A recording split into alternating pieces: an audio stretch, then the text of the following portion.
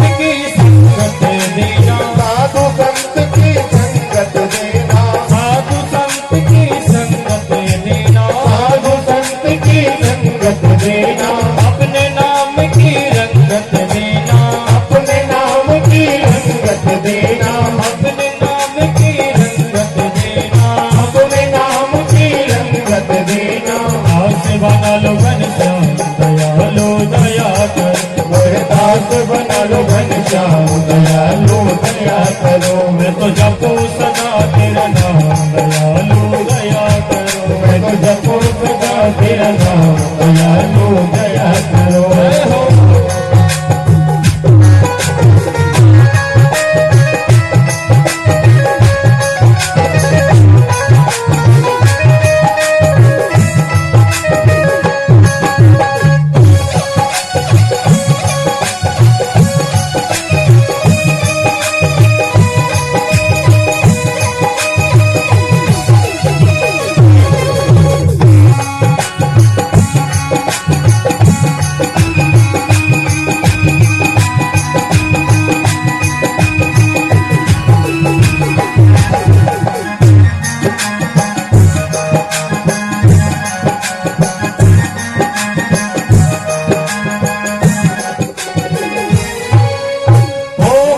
मन की ज्योत जगा दो, मेरे मन की ज्योत जगा दो, मेरे मन की ज्योत जगा दो, मेरे मन की ज्योत जगा दो, मुझको अपना रूप लगा दो, मुझको अपना रूप लगा दो, मुझको अपना रूप लगा दो, मुझको अपना रूप लगा दो, पहुँचा दो निज धाम दयालु दया करो, और पहुँचा दो निज धाम दयालु दया करो, मैं तो जपो सदा तेरा नाम दयालु दया करो, मैं तो जपो सदा तेरा नाम दयालु दया करो, मैं तो जपो सदा तेरा नाम दयालु दया करो, मैं तो जपो सदा तेरा नाम दयालु दया करो, मैं तो जपो सदा तेरा नाम दयालु दया करो, दयालु जपा करो, दयालु दया करो। बोलिए गोविंद भगवान की जय हो। इस प्रकार से गुरुदेव भगवान परम पूज्य सुखदेव जी महाराज ने राजा परीक्षित को गोवर्धन लीला विधिवत तरीके से सुनाए। अब आगे कहते हैं सुखदेव जी महाराज राजा परीक्षित से, राजा एकादश्यां निराहार शमोभ्यश्चर्यो जनार्दनम्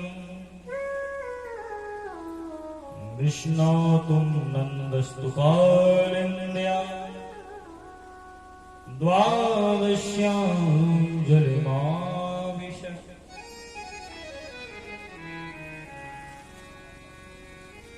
सुखदेव जी कहते हैं राजन, एक दिन नंद बाबा महाराज एकादशी व्रत रहते थे।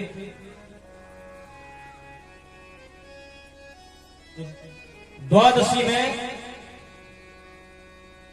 रात में लगी थी, तो नंद बाबा जैसी तिथि रात्रि द्वादशी लगी, अगले दिन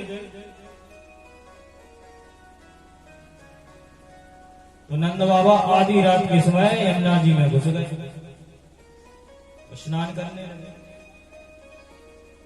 लेकिन नंद बाबा को यह पता नहीं था कि रात्रि के समय नदी तालाब आदि में वरुण देव के अनुचर घूमते हैं।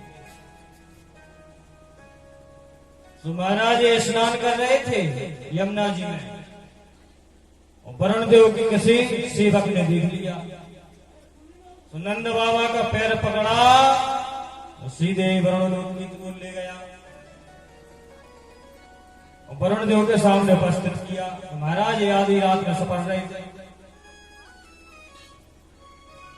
आधी रात के समय गंगा जी यमुना जी सोती हैं, महाराज जी आधी रात में सपड़ रहे थे, स्नान कर रहे थे। जब नंद बाबा दिखाई नहीं दे, कछु दिन बीते तो गोप वालों ने कहा कहां चले गए हमारी मुखिया जी। परेशान,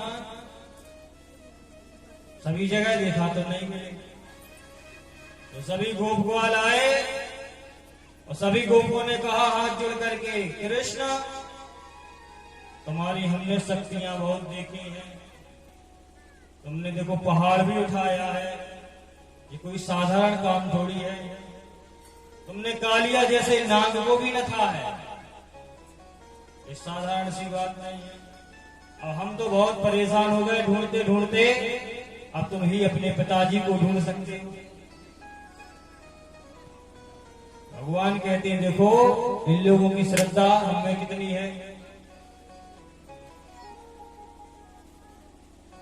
तो भगवान तुरंत द्रव्य दृष्टि से देखा, तो क्या देखते हैं उनके पिताजी वरुण लोक में हैं। तो भगवान तुरंत पहुंचे वरुण लोक।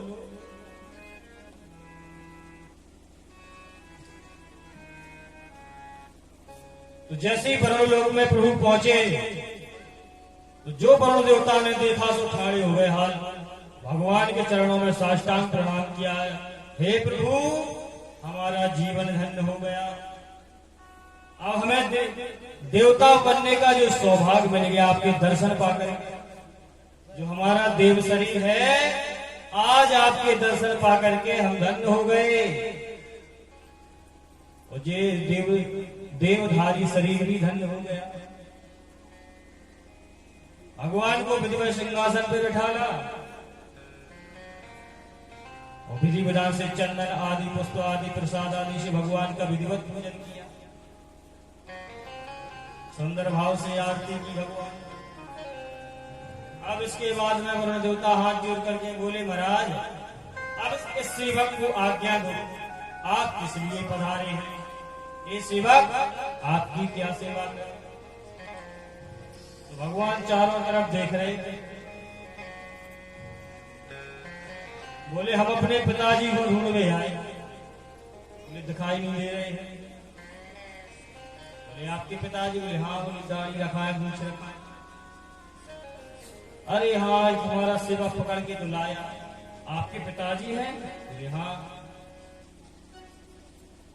तो महाराज जो सुना तो वरुण देवता तो घबरा गए, तुरंत नंद बाबा को बुलाया, भगवान को सौंप दिया।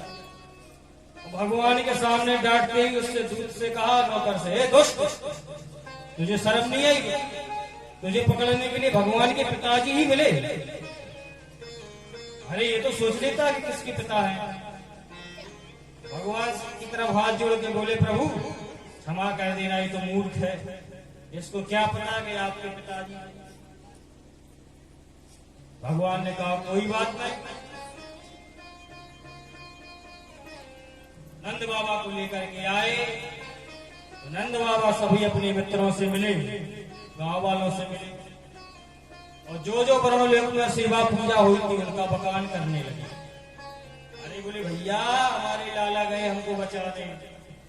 भैया मैंने ब्रह्मदेव को देखो अपने सिंहासन पे बैठो तो, और जैसे ही हमारा लाला भागो तो वरुण देवता तुरंत खड़ो हो। भैया साष्टांग लेटो तो लाला के सामने।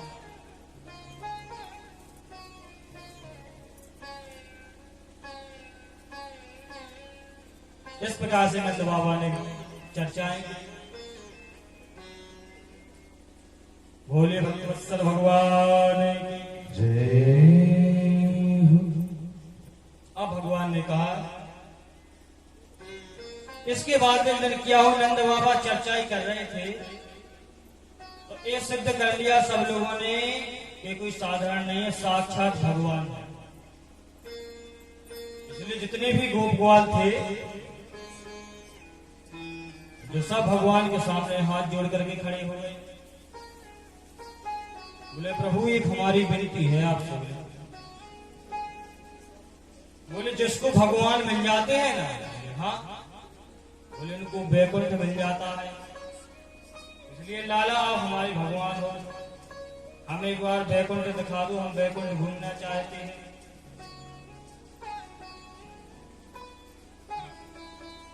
भगवान ने पहले तो बहलाया फुसलाया, लेकिन वे नहीं मानने वाले। तो भगवान ने कहा चिंता नहीं करो, यदि तुम्हारे अंदर इतना भाव है तो चलो हम तुमको वैकुंठ दिखाते हैं। बोले बैठ जाओ सब जने आंखें मीच लो। सब बैठ गए, सबने आंखें मीची। भगवान ने की खोलो आंखें, तो आंखें खोली तो सब वैकुंठ में। सब खड़ी पैरी दाग देंगे अपनी ड्यूटी। सब एक दूसरे से प्रेम कर रहे, काऊ की बुराई नहीं कर रहे, सब एक दूसरे का सहयोग कर रहे, सुखपूर्वक कर रहे हैं भगवान के सामने। लेकिन सब चुपचाप। तो भगवान ने खूब घुमाया वैकुंठ में।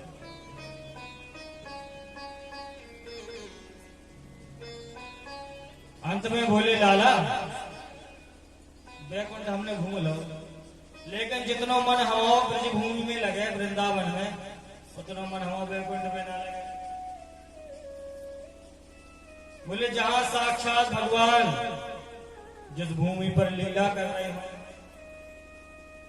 और वृंदावन से कुछ दूरी पर बेलवन है जहां साक्षात भगवती लक्ष्मी देवी बैठी है,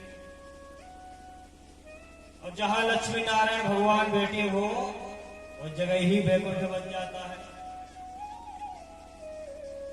इसलिए लाला हमें मन नहीं लग रहा, हमें तो वृंदावन वापस पहुंचा। वृंदावन भगवान का स्वयं घर है। सभी तीर्थों का राजा प्रयाग, ब्रह्मा जी ने जो तीर्थों के राजा थे प्रयाग को बना दिया।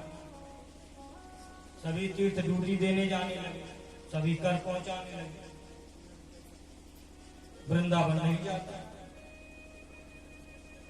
प्रयागराज को बड़ा बुरा लगा। प्रयागराज बोले भगवान से, बोले वृंदावन बड़ा घमंडी है। बोले क्यों? बोले सब बोले हमको कर दे नहीं आते, वृंदावन कर दे नहीं आता है।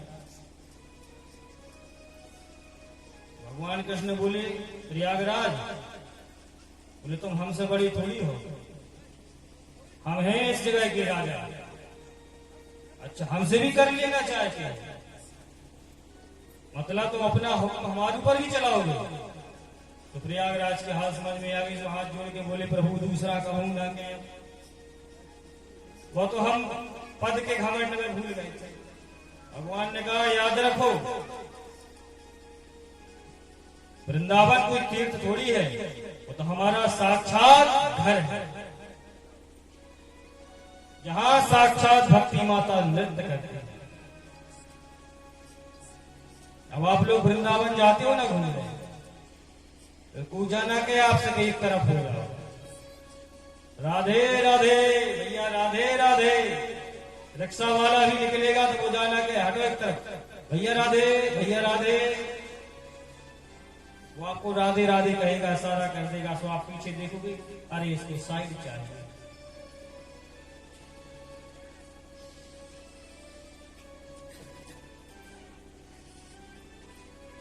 तो वैकुंठ से जब वापस वृंदावन लाए, भगवान की नाना प्रकार से लीलाएं हुई।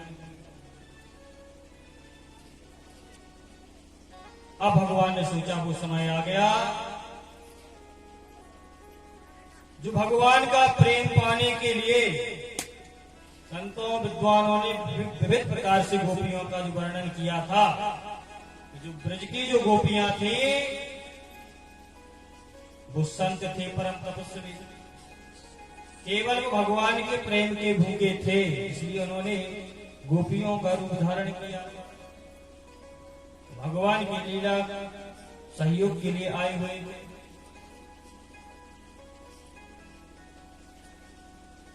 इसलिए भगवान ने सोचा कि अब वो समय आ गया।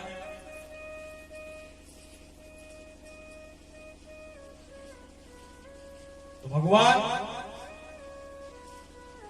रात्रि के समय एक सुंदर उपवन में आ गए। कार्तिक की पूर्णिमा, शरद पूर्णिमा,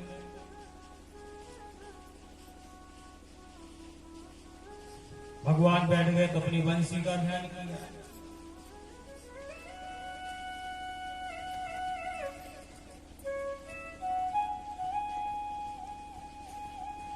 शरद ऋतु की चांदनी को देख करके,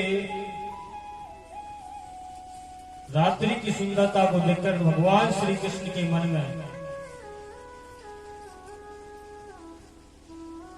अब रास लीला करने की इच्छा हुई। तो बंसी से कहा कि तुम्हारा समय आ गया है, इसलिए देवी प्रकट हो।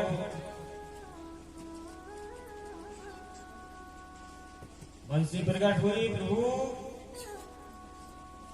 जब आप हमारा उपयोग करोगे तो हमारा जीवन धन्य हो जाएगा।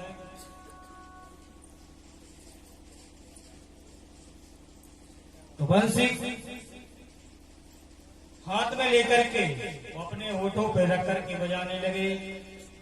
बोले इस प्रकार की स्तुति गाओ। तो सबसे पहले राधा जी को बुलाओ। तो बंसी के द्वारा श्री राधा रानी को बुलाया।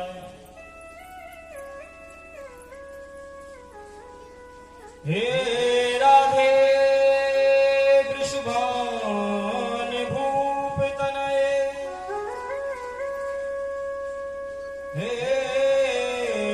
पूर्ण चंद्रनने, हे कांते कमनीय कोकिल रवे,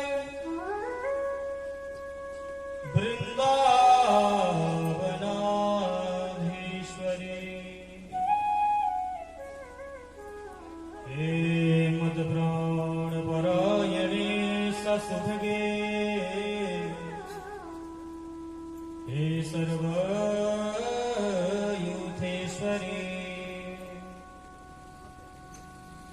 आगास्त्वरितं त्वमत्र विपिने,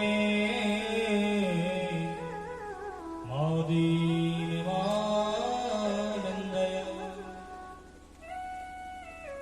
मानो भगवान श्री कृष्ण बंसी के द्वारा राधा रानी को बुला रहे हैं। हे वृषभान सुंदरी, तुम पूर्ण चंद्रमा के समान हो और वृंदावन की जितनी भी गोपियां वे सब तुम्हें अपनी स्वामिनी मानती हैं। हे सौभाग्य की यूथेश्वरी, हे मेरे प्राण परायणी, शीघ्र अति शीघ्र इस उपवन में आकर के आनंदमय कर दो इस उपवन को। जो राधा रानी ने मुरली के द्वारा भगवान की आवाज सुनी तो खड़ी हुई। राधा रानी के मन में आया विचार कभी फिर से बैठ जाएंगे, तो चुपचाप फिर बैठ गई। तो भगवान ने पुनः फिर बंसी के द्वारा बुलाया। हे राधे भूप तनये, गांधर्व की मोहिनी, हे कृष्णानन पंकज भ्रमर के प्राण प्रिय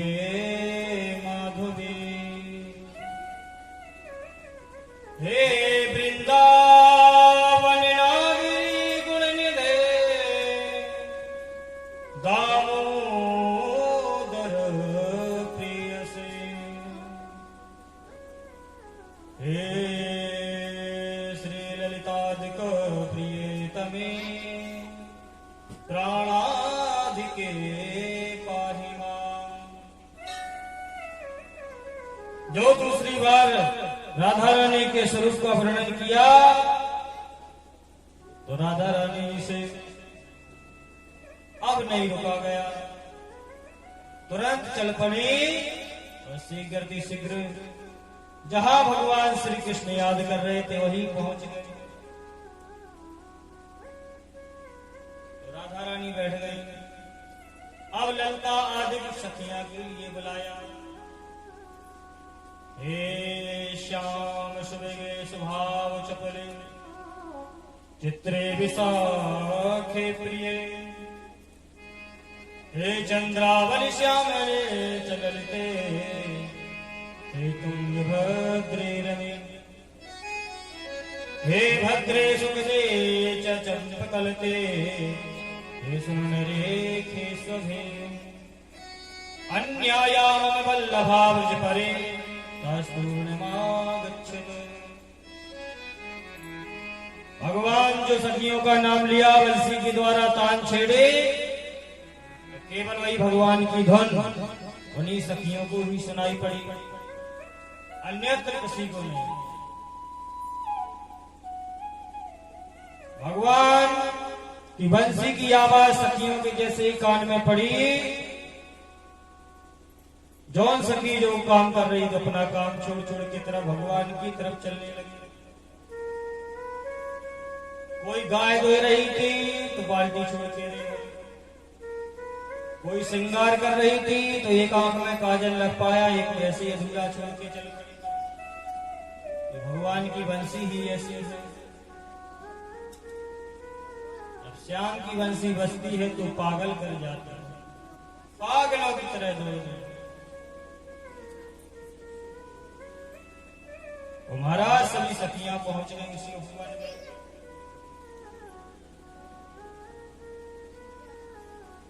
भगवान ने देखा तो सबसे पहले भगवान के मन में विचार आया कि जब जीव परमात्मा की ओर बढ़ता है ना तो उसकी परीक्षा होती है।